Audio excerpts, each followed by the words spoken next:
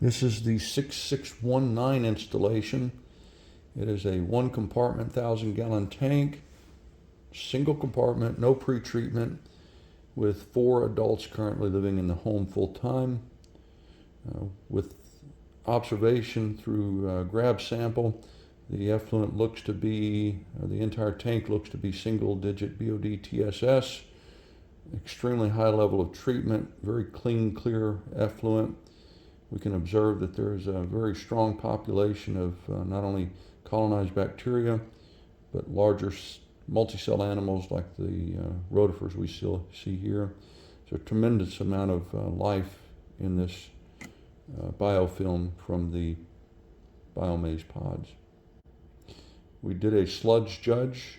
There were about 5 to 6 inches of sludge at the bottom of the tank. The water column was clear, top to bottom, single-digit BOD TSS.